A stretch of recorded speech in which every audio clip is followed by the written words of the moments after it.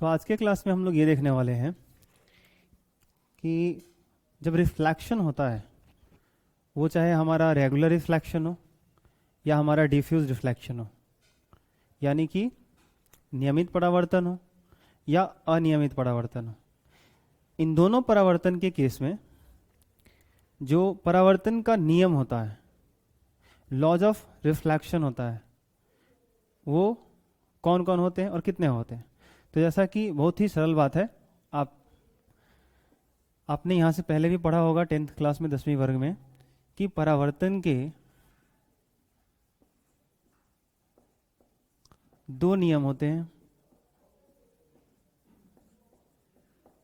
कितने नियम होते हैं? परावर्तन के दो नियम होते हैं। लॉज ऑफ रिफ्लेक्शन जो है वो कितने हैं? 2 है हमारे पास। पहला जो है वो ये कहता है,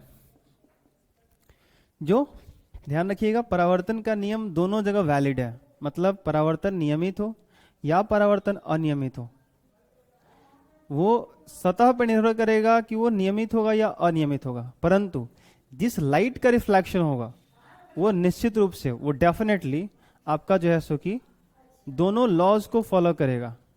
पहला ये कि आपतन कोण का मान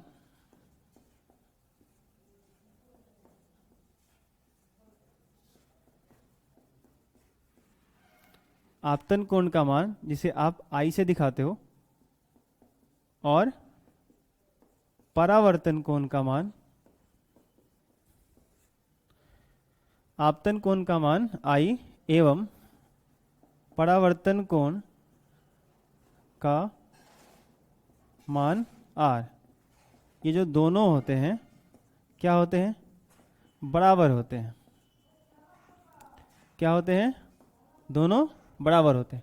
आपतन कोण का मान आई एवं परावर्तन कोण का मान आर, दोनों क्या होते हैं? बराबर होते हैं। आपतन कोण का मान परावर्तन कोण के मान के बराबर होता है। ठीक है, तो ये जो लॉज ऑफ रिफ्लेक्शन हमारा पहला है, और इसको आप याद रखोगे, आई बराबर आर। यानी अगर मैं बोलूं कि यहाँ पे ये मिरर है और यहाँ पे लाइट रेज ऐसे आप मान लो कि इंसिडेंट हुआ, आपतित हुआ, तो ये आपतित किरण, ये परावर्तित किरण, ये आपतन बिंदु, और ये normal on the point of incidence. ठीक है, यानी ये आपका हो गया अभिलंब। ठीक है, तो यहाँ पे जैसा कि पिछले क्लास में मैंने आपको बताया था कि आपतित किरण और आपतन बिंदु पर डाले गए अभिलंब के बीच के कोण को आपतन कोण कहते हैं। Angle between incident ray and the point of incidence is known as angle of incidence. ठीक है, and this is the angle of reflection. Okay, angle between reflected ray and the normal on the point of incidence. तो I और are ये दोनों आपस में क्या होंगे? इक्वल होंगे। रिफ्लेक्शन रेगुलर हो या डिफ्यूज्ड हो, नियमित हो या अनियमित हो, परावर्तन दोनों में से कोई भी हो, ध्यान रखोगे ये लॉज दोनों फॉलो होंगे दोनों परावर्तन में, इस बात का ध्यान रहे। तो आई और आर दोनों आपस में क्या होंगे? इक्वल होंगे। तो पहला हमारा लॉ ये है कि आई बराबर क्या होता है? आर होता है। दूसरा ये है हमारा कि आपतित किरण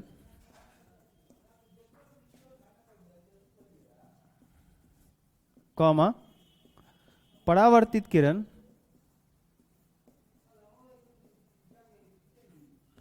तथा आपतन बिंदु पर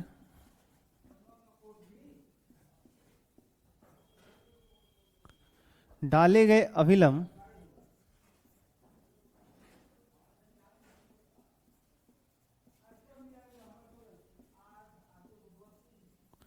तीनों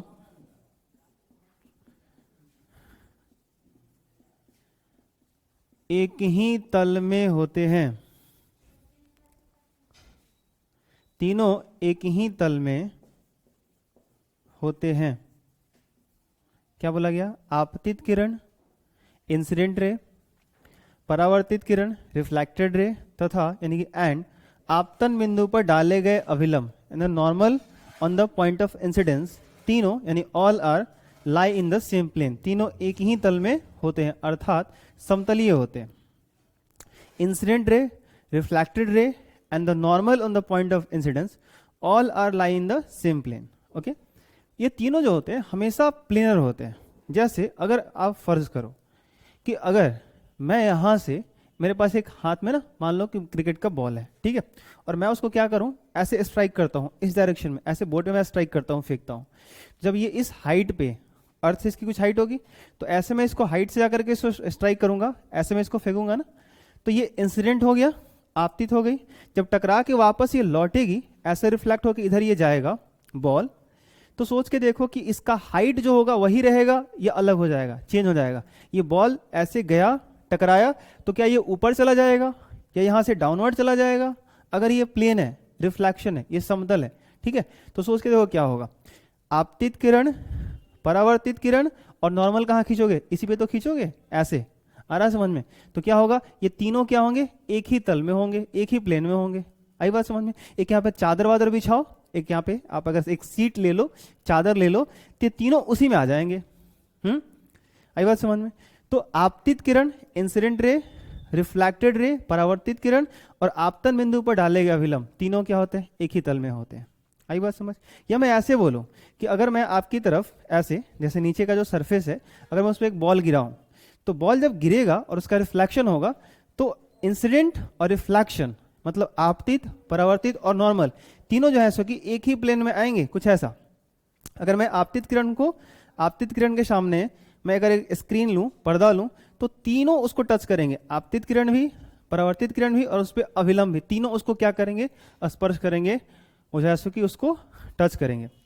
तो ये होता है आपका रिफ्लेक्शन का जो सेकेंड लॉ है, कि ये जो आपका इंसिडेंट रे, जैसे मान लो ये बोर्ड पे ही देख लो, आप यहां भी समझ सकते हो कि ये जो इंसिडेंट रे है, ये जो रिफ्लेक्टेड रे है एंड द नॉर्मल, ये क्या है? आपतित किरण बोर्ड पे है, इस सरफेस पे, ना बोर्ड के अंदर जा रहा है ना बोर्ड से बाहर, एकदम बोर्ड वाले प्लेन में है, बोर्ड वाले तल में है। और जो रिफ्लेक्शन हो रहा है वो भी क्या है? इस बोर्ड के सरफेस में है। तो आया सरफेस में, गया सरफेस में, और जो नॉर्मल है वो भी इसी सरफेस में है। तो तीनों के तीनों क्या है? एक ही सरफेस के अंदर है, एक ही प्लेन के अंदर है, तीनों के तीनों एक ही तल में है। तो सेकेंड जो लॉज ऑफ रिफ्लेक्शन है, इसका मीनिंग ये होता है, ऐसा नहीं होगा कि ऐसे तल में, इस प्लेन में लाइट आया और लाइट ऐसे बाहर, बोर्ड से बाहर चला जाएगा या बोर्ड के अंदर चला जाएगा। नहीं नहीं नहीं, जिस प्लेन में आएगा उसी प्लेन में इसका रिफ्लेक्शन होगा और उसी प्लेन में ये नॉर्मल होगा, एक ही तल में ये तीनों होंगे। क्लियर?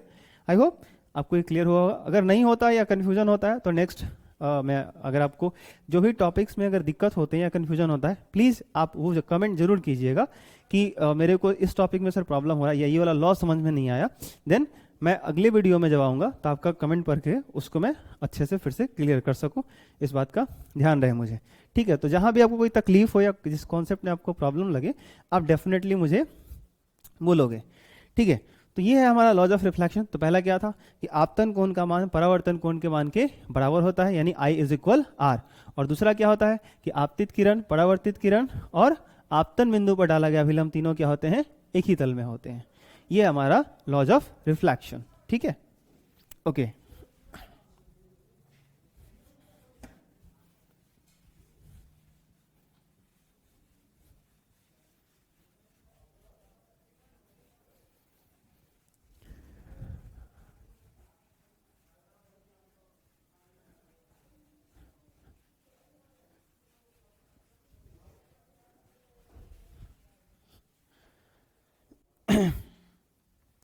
अब जो है सो कि हम लोग अगला टॉपिक देखने वाले हैं, वो है हमारा एंगल ऑफ डेविएशन, यानी कि विचलन कोण।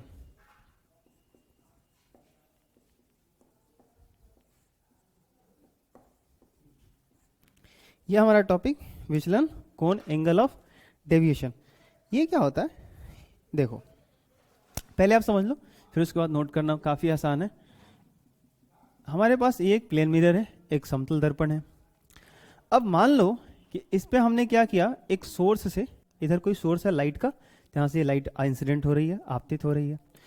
अब इसका जो इनिशियल डायरेक्शन है, ये जो सोर्स से जो लाइट आ रही है, इसके जाने का जो इनिशियल डायरेक्शन है, ये जाना कुछ ऐसे चाहती है। सोच के देखो, अगर ये मिरर यहां पे नहीं होता तो ये जो प्रकाश किरण है, ये तो ऐसे सीधे चली जाती, निकल जाती। यानी अब मिरर जब इसके पाथ में आ गया है, इसके सामने आ गया है, तो इसका क्या हो जाता है? रिफ्लेक्शन। ये लाइट यहां से आके टकराती है और ऐसे रिफ्लेक्ट कर जाती है, यानी अपने पाथ को छोड़ देती है, अपने पाथ से डेविएट हो जाती है। जैसे अभी आपका काम है, मान लो क्या, पढ़ना, आप घर से निकले और ट्यूशन निकले, स्कूल निकले, या किसी भी दिशा में आप किसी लक्ष्य के प्रति आप जो है सो कि अपना चल दिए, और रास्ते में क्या हुआ कि बगल में आप देखते हो कि सड़क पे कोई मदारी वाला, कोई खेल वाला, कोई जादू वाला जादू दिखा रहा है, तो आप उससे आकर्षित हो जाते हैं और वहाँ से आप 30 डिग्री, 60 डिग्री, 90 डिग्री आप क्या कर जाते हैं, मुड़ जाते हैं। तो ये क्या है, डेविएशन है। आप किसी डायरेक्शन में जा रहे हो, किसी और डायरेक्शन में जाना, आपकी टेंडेंसी कोई और कुछ और थी, लेकिन सामने कुछ ऐसा हुआ जिसकी वजह से आपके अंदर एक विचलन उत्पन्न हो गया, आपने उस दिशा को छोड़ के कोई और दिशा चुन ली, तो इसको कहते हैं डेविएशन, इसको कहते हैं विचलन। लाइफ में भी डेविएशन आते हैं, बशर्ते आप स्टूडेंट हैं, नहीं आने चाहिए। अभी थोड़ा सा आप पढ़ाई कर लो, फिर उसके बाद डेविएट होते रहना। तो यहाँ पे जो इंसिडेंट रे है, जैसे ही इसके सामने मिरर आया, ये लाइट ऐसे रिफ्लेक्ट कर गई, परावर्तित हो गई, यानी इसके पाथ में डेविएशन आ गया, विचलन आ गया। तो इसका जो इनिशियल डायरेक्शन था, जो जाने का, जो टेंडेंसी था जाने का प्रारंभिक दिशा में, और अब जो ये जा रहा है, इसके बीच के कोण को, ये वाला जो एंगल है, केयर कीजिएगा, मैं मिरर के पीछे तक ले रहा हूं, ये वाला पूरा का पूरा ये जो एंगल है, इसको हम कहते हैं विचलन कोण। क्या कहते हैं इसको हम लोग? विचलन कोण कहते हैं। और इसको हम लोग दिखाते हैं डेल। ये एक ऐसा सिंबल है जो हमारा क्या है, डेल है, इसको हम क्या कहते हैं, विचलन कोण कहते हैं, angle of deviation, angle of deviation. आई बात समझ में? ये हमारा है एंगल ऑफ डेविएशन, डेल। अब क्या है कि अगर इसके फॉर्मूलाज हमें क्रिएट करने हो, तो आप देख सकते हो कि यहाँ पे ये हमारा पॉइंट ऑफ इंसिडेंस है, आपतन बिंदु है। इस पे मैं क्या करता हूँ कि एक नॉर्मल ले लेता हूँ, ऐसे अभिलंब, ठीक है। और आपको पता है कि ये वाला जो कोण है हमारा, वो क्या है बोलो, आई, और ये वाला जो कोण है वो है क्या हमारा, आर। तो आप जानते हो लॉज ऑफ रिफ्लेक्शन से, यानी परावर्तन के नियम से, परावर्तन के नियम से आप क्या जानते हो कि जो आई होता है वो किसके बराबर होता है, आर के बराबर होता है। तो अब जो है सो कि अगर मैं आपसे पूछूं कि ये जो लाइट रेज ऐसे इस डायरेक्शन में आ रहा था, मिरर्ड नहीं होता यहाँ पे, अगर ये दर्पण नहीं होती तो ये लाइट रेज सीधे निकल जाता, तो ये जो पूरा का पूरा एंगल होता, ऐसे लाइट रेज सीधे चली जाती, तो ये वाला पूरा का पूरा जो एंगल होता वो कितने डिग्री का होता, 180 डिग्री का। लीनियर पेयर आपको याद होगा। रैखिक युग्म यानी जो सरल रेखा के किसी बिंदु पर एक तरफ जो एंगल बनता है वो कितने का होता है, 180 का होता है, 180 का होता है। तो आप ये सोच सकते हो कि अगर मैं इसमें आई ले लूँ, आर, और फिर ये डेल, देख लो यहाँ से यहाँ तक क्या है आपका, ये वाला आपतन कोण है, ये वाला कौन सा है, परावर्तन कोण, एंगल ऑफ रिफ्लेक्शन, और ये आपका क्या है, एंगल ऑफ डेविएशन, यहाँ से यहाँ तक। तो अगर मैं पूरा कंप्लीटली यहाँ से यहाँ तक कवर कर लूँ तो ये कितना हो जाएगा, 180 हो जाएगा। तो आप लिख सकते हो कि हियर, यानी कि यहाँ I plus R plus del is equal कितना डिग्री, 180 डिग्री, आराम से लिख सकते हो। तो अब बताओ परावर्तन का नियम क्या कहता है, आई बराबर आर। तो इजीली आप कर सकते हो आसान तरीके से कि आई प्लस आर के जगह भी आई कर लो, प्लस डेल बराबर कितना, 180। अब आई कितना हो जाएगा, 2i, प्लस डेल बराबर कितना हो जाएगा, 180। तो अब जो है सो कि यहाँ पे ये जो आपका 2i है, ये प्लस में उधर जाएगा तो क्या हो जाएगा बोलो, माइनस। तो यहाँ पे आ जाएगा 180 माइनस 2i। तो ये आपका बहुत ही एक सिंपल फॉर्मूला निकल के चला आया कि एंगल ऑफ डेविएशन जो होता है वो कितना आ गया, 180 माइनस 2i। या i की जगह आप r भी पुट कर सकते हो, डेल बराबर 180 माइनस 2r। क्यों? क्योंकि i बराबर क्या होता है, r होता है। तो जहाँ i है वहाँ पे आप r भी रख सकते हो। तो डेल बराबर 180 माइनस 2i बोलिए या 180 माइनस 2r बोलिए। अदरवाइज आप ऐसा भी बोल सकते हो कि पाई रेडियन, जैसे आपने पढ़ा होगा कि 180 डिग्री कितने रेडियन के बराबर होता है, पाई रेडियन। तो पाई माइनस 2i बोल सकते हो, या डेल बराबर पाई माइनस 2r बोल सकते हो। तो ये भी आप बोल सकते हो कि एंगल ऑफ डेविएशन का वैल्यू क्या आ गया, पाई माइनस 2i, जहाँ पाई क्या होता है, रेडियन में एंगल होता है, और यहाँ पे 180 मैंने क्या बोला, डिग्री में होता है ये, ठीक है। तो ये होता है हमारा angle of deviation from single mirror. अगर एक दर्पण है, एक मिरर है, तो वहां से जो आपका डेविएशन क्रिएट होगा, जितना विचलन कोण उत्पन्न होगा, उसका ये फॉर्मूला है। इस तरीके से हम लोग angle of deviation find out करेंगे, ठीक है। तो मैं आपको एक सिंपल सा क्वेश्चन देता हूं, आप इसको सॉल्व करने की कोशिश करोगे। कि क्वेश्चन हमारा ये है कि यदि आई का मान 30 डिग्री हो, यानी आपतन कोण का मान अगर मैं आपको दे दूं 30 डिग्री, तो आपको बताने हैं कि डेल का वैल्यू क्या आएगा, यानी कितना डेविएशन आएगा, ठीक है। इसी तरीके से अगर मैं आपको एक और क्वेश्चन दे दूं कि यदि आई का मान 45 डिग्री हो, ठीक है, तो आप बताना तब जो है सो कि डेल का वैल्यू क्या होगा, ठीक है। और अगर मैं आपसे बोलूं एक और क्वेश्चन में दे दूं कि यदि आई का वैल्यू 0 डिग्री हो तो आप बताना कि आपका डेल का वैल्यू कितना आएगा, ठीक है। अगले क्लास में जो है सो कि आप सबके ये तीनों क्वेश्चंस के आंसर मुझे चाहिए, ठीक है। तो आप थोड़ा सा इस पर केयर करोगे। मैंने एक बार आपको 30 रखा, 45 रखा और 0 रखा, ठीक है। तो आप थोड़ा कोशिश करोगे तीनों फाइंड आउट करने की। और खासकर जो मैंने क्वेश्चन तीसरा दिया कि यदि आई बराबर 0 हो तो डेल, माफ करना, तो डेल का वैल्यू क्या होगा यहाँ पे आपको फाइंड आउट करना है। तो इस वाले केस में जरा ध्यान से आप सोचना कि अगर मैं आई का वैल्यू 0 दे रहा हूँ, आपतन कोण का मान मैं 0 दे रहा हूँ, तो इसका मीनिंग क्या है और लाइट को आप कैसे इंसिडेंट कराओगे, ठीक है, आपतित कराओगे। आपको क्या करोगे, तीनों के लिए डायग्राम भी आपको बनाने हैं, ठीक है। और तीनों का डायग्राम बना करके आप जैसे क्वेश्चन को सॉल्व करने की कोशिश करोगे और डेल का वैल्यू आप फाइंड आउट करके बताना कमेंट में कि जो है सो कि कितना आपका वैल्यू आ रहा है। तो ये था हमारा कि अगर हमारे पास एक समतल दर्पण हो तो उस पर जब लाइट रेज इंसिडेंट होती है, प्रकाश किरण आपतित होती है, और तब उसका रिफ्लेक्शन जब होता है तो वहां जो डेविएशन आता है वो कितना आता है। तो आंसर है 180 माइनस 2i। तो ये रहा हमारा एंगल ऑफ डेविएशन। बट अब अगर मान लो कि हमारे पास 2 मिरर हो, ये तो एक मिरर की बात हो गई। अब आप तो 12th में हो ना, अगर आप 12th में हो तो थोड़े से कुछ एडवांस कुछ एक्स्ट्रा चीज़ें तो आप सोच ही सकते हो, पढ़ ही सकते हो, है कि नहीं। तो अगर मान लो कि आपको दे दिया जाए 2 प्लेन मिरर और दोनों प्लेन मिरर कुछ एंगल पे हो, यानी एक दूसरे से वो कुछ एंगल पे इंक्लाइन हो। जैसे मान लो कि मैं यहाँ पे एक मिरर ऐसे ले लेता हूँ, दूसरा मिरर यहाँ पे मैं कुछ ऐसे ले लेता हूँ, और ये दोनों मिरर एक दूसरे से थीटा एंगल पे इंक्लाइन है, ठीक है। और अब मैं क्या करूँ कि इस पे ऐसे एक लाइट रेज इंसिडेंट कराता हूँ। सोच के देखना, इधर कोई सोर्स है, कोई स्रोत है, इस पे एक प्रकाश किरण ऐसे आपतित होती है, तो इसका सोचो क्या होगा, यहाँ से डेविएशन होगा, ऐसे रिफ्लेक्शन होगा। इसको आप बोल दो कि ये मिरर 1 है और ये क्या है, मिरर 2 है। 2 मिरर हैं, 2 समतल दर्पण हैं, और दोनों समतल दर्पण एक दूसरे से थीटा कोण पे इंक्लाइंड है। अब क्या करने हैं हमें कि अगर इस मिरर M1 पे किसी स्रोत से यह प्रकाश किरण आपतित होती है और कुछ इस तरह से परावर्तित हो जाती है, तो यहां जब परावर्तन हुआ तो कुछ डेविएशन यहां हुआ, विचलन। क्यों? क्योंकि इसका जो इनिशियल डायरेक्शन था वो तो ये था, ये जो प्रकाश किरण है वो तो ऐसे जाना चाहती है, यहां से ऐसे निकल जाना चाहती है, लेकिन ये प्रकाश किरण इस दर्पण M1 के कारण यहां से रिफ्लेक्ट कर गई, मुड़ गई, तो एक ही डेविएशन आपका यहां पे आ गया, ये वाला। अपने इनिशियल डायरेक्शन से देखो, ऐसे ये प्रकाश किरण इधर से ये जा रही थी, अपने प्रारंभिक दिशा से कितना मुड़ गई, ये वाला देखो एंगल ऐसे मुड़ गई, ऐसे जाना चाहती थी, अब वो ऐसे मुड़ गई, तो ये वाला जो एंगल होगा वो डेविएशन हो जाएगा हमारा, क्या हो जाएगा, विचलन हो जाएगा। अब यहां पे देखो, जब ये परावर्तित होकर के प्रकाश किरण यहां पे आएगी तो यहां से क्या होगा कि फिर से इस मिरर 2 से रिफ्लेक्ट करके इधर चली जाएगी।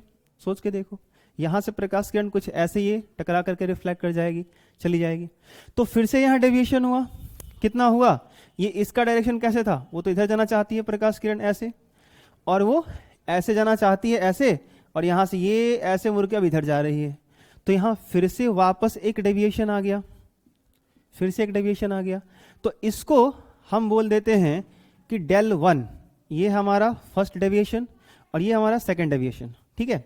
कुछ डेविएशन यहां हुआ और कुछ डेविएशन यहां हुआ, आई बात समझ में। अब मान लो कि हमें फाइंड आउट करने हैं दोनों डेविएशन के वैल्यू को कि टोटल डेविएशन कितना होगा, ठीक है। पहले क्या हुआ, लाइट यहां से ऐसे गई, ठीक है, लाइट यहां से ऐसे जा रही है, यहां पे डेविएशन हुआ, फिर यहां से ऐसे आई, फिर ऐसे बेंड कर गई, तो और डेविएशन हो गया। क्या होता है, आप रास्ते में निकले, बगल में देखा, जैसो कि मदारी वाला सड़क के किनारे पे बगल वाले गली में जैसो कि वो अपना खेल दिखा रहा था, आपके को आप निकले थे इंस्टीट्यूट पढ़ाई करने के लिए, आप चले गए मदारी जादू देखने, और आप जादू देखने लगे, तब तक क्या हुआ कि वहाँ से आपको पता चला कि जो है सो कि बगल में ही आपके कोई चहेता, कोई बहुत बड़े स्टार आने वाले हैं, फिर आप वहाँ से वहाँ चले गए, तो आपका डेविएशन और ज़्यादा हो गया, और ऐसे करते करते आपका टाइम, ट्यूशन का टाइम, पूरा इंस्टीट्यूट जो आपका क्लास का टाइम था वो खत्म हो गया, फिर आप क्या करेंगे, सीधे घर पहुँच जाएंगे, है कि नहीं। तो जो है सो कि आप ये सब नहीं करना, तो जो है सो कि जो आपकी लाइफ में जो डेविएशन आता है, जरूरी नहीं है कि आपका एक ही बार सिंगल डेविएशन हो, ऐसा हो सकता है कि 2 बार डेविएशन हो जाए एक ही साथ, 3 डेविएशन हो जाए, ऐसा पॉसिबल है। तो यहाँ पे मैंने 2 मिरर ले रखे हैं और दोनों मिरर एक दूसरे से थीटा पे इंक्लाइंड है, और ये लाइट ऐसे आया, यहाँ से सिंगल डेविएशन, फिर एक और डेविएशन हुआ। तो टोटल डेविएशन अगर कैलकुलेट करना चाहते हो, यहाँ पे अगर आप कुल विचलन अगर निकालना चाहते हो, कुल विचलन, तो कितना हो जाएगा, del 1 प्लस del 2। हाँ, पहला डेविएशन del 1 और दूसरा डेविएशन del 2। यहाँ जितना एंगल डेविएशन होगा और जितना यहाँ पे होगा, दोनों का हमें ऐड करना होगा, देन हमको फाइनली मिल जाएगा कि टोटल डेविएशन क्या होगा। ठीक है, तो ये तो मैं सीधे कह सकता हूँ कि इसका फॉर्मूला 360 माइनस 2 थीटा आ जाएगा, ये वाला इतना आने वाला है, 360 माइनस 2 थीटा। अब ये आएगा कैसे, चलो समझते हैं जरा। यहाँ पे ये है आपतित किरण, जरा ठीक से समझेंगे। ये रहा आपतन बिंदु, जिस बिंदु पे आपतित किरण आके टकराती है ना, उसे आपतन बिंदु कहते हैं, इंसिडेंट पॉइंट ऑफ इंसिडेंस। ये रहा इसका नॉर्मल, सोच के देखो। ये रहा आपतन कोण I और ये रहा परावर्तन कोण R। लेकिन आपको पता है कि आपतन कोण परावर्तन कोण क्या होते हैं, बराबर लॉज ऑफ रिफ्लेक्शन फर्स्ट। तो I इज इक्वल R। अब I और R आपस में बराबर है, तो जितना ये होगा उतना ही ये होगा। ठीक है, और एक और बात, अगर ये आपका नॉर्मल है तो ये बता सकते हो कितना होगा, सोच के बताओ कितना होगा। ये आपका हो जाएगा 90 माइनस R। क्यों, क्योंकि ये नॉर्मल है इस प्लेन मिरर पे, ये तो नॉर्मल है। तो सोच के देखो कि अगर ये R था और ये नॉर्मल ऐसे पूरा 90 बनाएगा, तो ये तो 90 माइनस R ही होगा ना। अच्छा, फिर यहाँ देखो, यहाँ भी एक नॉर्मल खींचो, इसको n कर लो, इसको n डैश कर लो। तो ये जो तुम्हारा नॉर्मल n डैश है वो इस मिरर पे 90 बना रहा है। तो फिर यहाँ पे एक आपतन कोण हुआ और ये परावर्तन कोण हुआ, तो एक तुम्हारा क्या हो जाएगा, यहाँ I डैश कर लो और R डैश कर लो। तो यहाँ पे I डैश बराबर R डैश, क्योंकि हो सकता है कि यहाँ वाला I और यहाँ वाला I आपस में बराबर नहीं हो। ठीक है, तो यहाँ पे I और R, यहाँ पे I डैश और R डैश मान लो। लेकिन हाँ, यहाँ वाला I R बराबर होंगे परावर्तन के नियम से, और यहाँ वाला I डैश और R डैश आपस में बराबर होंगे। क्लियर। तो अब अगर मैं आपसे पूछूं कि ये वाला एंगल कितना होगा, बताओ, सोचो। ये नॉर्मल है, अभिलंब है, ये पूरा का पूरा 90 बना रहा है, और यहाँ पे I डैश है, तो 90 में से I डैश घटाओगे तो ये कितना आ जाएगा, 90 माइनस I डैश आ जाएगा। ठीक है, अब थोड़ी सी आपने ज्योमेट्री तो पढ़ी होगी ना, कि एक त्रिभुज के तीनों कोणों का फल कितना होता है, 180 होता है। तो अगर मैं बोलूँ यहाँ पे कि 90 माइनस R, ये वाला देखो 90 माइनस R प्लस थीटा दूसरा एंगल, और तीसरा 90 माइनस I डैश यहाँ वाला, अगर इन तीनों को मैं जोड़ दूं और बराबर लिख दूं कि ये 180 होंगे, क्या ये गलत है? हाँ, आपने पढ़ा ना कि ट्रायंगल में the sum of all angle of a triangle is equal 180 degree. हाँ, तो एक ट्रायंगल के, एक त्रिभुज के तीनों कोणों का योगफल 180 होता है, तो 180 यहाँ पे रख लो। चलो जरा इसको सॉल्व करना, 90 कितना हो जाएगा, 180 minus R, sorry minus I dash, तो 180 कैंसिल हो गया, इधर हो गया 0। चलो यहाँ पे क्या बचा आपका, सॉरी थीटा छूट रहा है, थीटा ले लो, तो माइनस इसमें से कॉमन ले लो, तो क्या बचेगा, R plus I dash plus theta. इसको जरा इधर भेजना, तो क्या आ जाएगा बोलो, R प्लस I डैश, ये सिंपल इज इक्वल थीटा। एक सिंपल मैथमेटिकल कैलकुलेशन है ज्योमेट्री का, कोई बहुत कॉम्प्लिकेटेड चीज नहीं है, आप खुद से कर सकते हो, कुछ नहीं करना है। ये ट्रायंगल है, इसके तीनों एंगल का सम 180 करके दिखाओ, और फटाक से क्या करो, थीटा और I plus R plus I dash के बीच एक रिलेशन निकाल लो, अपने हिसाब से भी कैलकुलेट कर सकते हो। ठीक है, तो थीटा इज इक्वल क्या आ गया, R प्लस I डैश। यानी मैं ये कहने की कोशिश कर रहा हूं कि जो थीटा का ना रिलेशन है वो किसके साथ आ गया, याद करो, I, यहाँ पे I है देखो, और सॉरी R यहाँ पे है, और I और R आपस में क्या होते हैं, इक्वल होते हैं। तो R के साथ रिलेशन है, यानी यहाँ पे R है, यानी I के साथ भी हो जाएगा। और एक हमारा क्या है, I डैश और R डैश, तो यहाँ पे I डैश के साथ आ गया। अच्छा, अगर मैं बोलूं कि यहां वाला डेविएशन बताओ, यहां वाला del 1, सिर्फ मैं आपसे पूछूं यहां वाला डेविएशन, तो आप बता सकते हो। क्यों, क्योंकि सिंगल प्लेन मिरर का जो डेविएशन होता है, अभी आपने पढ़ा है कितना होता है, 180 माइनस 2I होता है। ठीक है, तो अगर ये वाला मिरर नहीं होता, सोच के देखो, ये वाला मिरर नहीं होता, इसको भूल जाओ थोड़ा देर के लिए, तो लाइट ऐसे आया, ऐसे रिफ्लेक्ट हुआ, सिर्फ यहीं पे डेविएशन होता, तो फॉर्मूला वही लगाते हैं ना, डेल बराबर 180 माइनस 2I, हाँ ना, बोलो लगाते कि नहीं लगाते, तो 180 माइनस 2I करोगे, तो आप क्या करते, 180 माइनस 2 और आपतन कोण I। आई बात समझ, चलो I बराबर तो R होता है, तो मैं क्या कर लेता हूं, यहाँ पे R यूज कर लेता हूं। चलो इसको मान लो इक्वेशन 1। अब वापस यहाँ पे आ जाओ, ये जो लाइट आ रहा है यहाँ से, इसका डेविएशन जब निकालना होता, जैसे मान लो ये लाइट ऐसे आया और इसका डेविएशन यहाँ पे ऐसे हुआ, तो मैं बोलता कि सिर्फ del 2 बताओ अकेला। तो जब इसका डेविएशन निकालते अलग से तो क्या लिखते, फिर से वही लिखते 180 माइनस 2i, यानी 180 माइनस 2 आपतन कोण, तो 2 और इसका एंगल ऑफ इंसिडेंस क्या आई डैश ले लेते। तो चूंकि आई डैश यहाँ पे है तो आई डैश रहने दो, कोई दिक्कत नहीं है, ये हमारा इक्वेशन 2। तो करो क्या कि जो आप सिंगल प्लेन मिरर से जो डेविएशन का फॉर्मूला पढ़े हो, मतलब एक समतल दर्पण जब रहता है तो वहां जो विचलन कोण का फॉर्मूला था डेल बराबर 180 माइनस 2i से, उस कॉन्सेप्ट से इसका डेविएशन निकालो और इसका निकालो और दोनों को क्या कर दो, ऐड कर दो समीकरण 1 और 2 को जोड़ने पर। ठीक है, क्या कर लो, समीकरण 1 प्लस समीकरण 2, तो करोगे तो क्या आएगा del 1 प्लस del 2, कितना आ जाएगा बोलो, del 1 प्लस del 2। अब इन दोनों को जोड़ो तो 180 180 कितना हो जाएगा 360 360 माइनस 2 आर प्लस, देखो तो जरा ऐसे हो जाएगा क्या, मैं एक बार कर देता हूँ ऐसा, minus 2r minus 2i dash. ठीक है, तो del 1 प्लस del 2, ये तो टोटल डेविएशन था, कुल विचलन, हमको तो यही चाहिए था ना। तो del 1 plus del 2 is equal 360 minus, इन दोनों में से माइनस 2 कॉमन हो सकता है क्या, माइनस 2 यहाँ भी है, माइनस 2 यहाँ भी है, फटाक से निकाल लो। तो माइनस 2 अगर कॉमन निकाल लेते हो तो क्या मिलेगा हमको बताओ जरा, एक मिलेगा r और प्लस आई डैश मिलेगा। अब बताओ जरा कि del 1 plus del 2 is equal 360 minus 2, और r प्लस आई डैश का रिलेशन यहाँ पे निकाल के बैठे हैं, इसीलिए हम लोग निकाले थे। अब समझ आया कि थीटा जो है उसके साथ आई और आर डैश का कनेक्शन क्यों किया गया था। यहाँ पे दोनों समतल दर्पण एक दूसरे से थीटा कोण पे झुके हुए थे, ठीक है, इंक्लाइंड थे। तो जो थीटा था उसका हमने क्या किया था, यहाँ वाला जो आपतन कोण परावर्तन कोण था और यहाँ जो आपतन कोण परावर्तन कोण था, इन दोनों के साथ एक रिलेशन यहाँ पे निकाल रखा था। कैसे कि इस त्रिभुज का तीनों कोणों का फल क्या होता है 180, उससे हमने उस कॉन्सेप्ट से निकाल के रखा हुआ है। ठीक है, अब क्या आ गया, तो R plus I dash is equal theta. अब यहाँ पे क्या कर सकते हो, इसकी जगह थीटा पुट कर सकते हो, तो कितना आ गया 360 माइनस 2 थीटा। ठीक है, तो यदि दो समतल दर्पण एक दूसरे से थीटा कोण पे झुके हुए हो तो उनका जो टोटल डेविएशन होता है वो होता है 360 माइनस 2 थीटा होता है।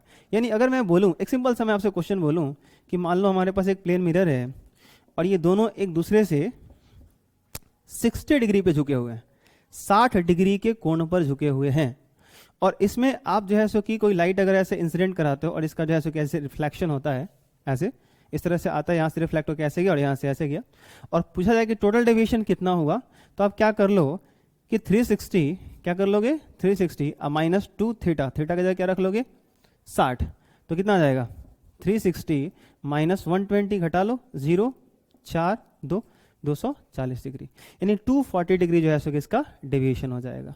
आई बात समझ में? ठीक है, तो इस तरीके से आप जैसे कि अगर प्लेन मिरर अकेला रहे या दो प्लेन मिरर एक दूसरे से थीटा एंगल पे इंक्लाइन हो यानी झुके हुए हो, दोनों ही परिस्थितियों में आप विचलन कोण को ज्ञात कर सकते हो। तो ये था laws of reflection and the angle of deviation जैसे कि ड्यूरिंग रिफ्लेक्शन ऑफ लाइट। ठीक है, तो आई होप आप सबको लॉज ऑफ रिफ्लेक्शन क्लियर हुआ होगा और एंगल ऑफ डेविएशन जो है सो कि समझ में आया होगा, और जो है सो कि आपको पसंद आए, ये वीडियो अच्छा लगे, और इस तरीके से जो है सो कि आगे आप जो भी जहाँ भी कन्फ्यूज़न हो डेफिनेटली आप कमेंट में करिएगा। आप मुझे प्रोत्साहित कर रहे हैं, मुझे अच्छा लग रहा है, आप मुझे कह रहे हैं कि नहीं सर बहुत अच्छा लग रहा है, समझ में आ रहा है, आप सबों का ये जो रिप्लाई मुझे मिल रहा है ये मेरे लिए बहुत बड़ी चीज़ है, और ये कहीं ना कहीं मुझे ऊर्जान्वित कर रहा है, ये मेरे लिए एक एनर्जी के इक्वल है, तो ये बहुत अच्छा लग रहा है और काफ़ी इंटरेस्टिंग है। सो ये हम सब एक दूसरे के साथ ऐसे ही बने रहे, पढ़ते रहें, बशर्ते बस आप एक चीज़ आप सबसे मैं अब ज़रूर ये उम्मीद रखता हूँ कि जो भी प्रॉब्लम होगा, जो ड्रॉबैक्स होगा, जो कमियाँ होंगी, अभी चूँकि स्टार्टअप है तो धीरे धीरे हम लोग करते करते जो है सो कि आगे बढ़ने वाले हैं।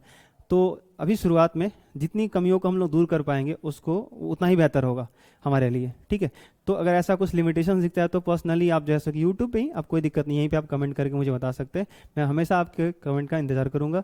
ओके, थैंक यू, धन्यवाद।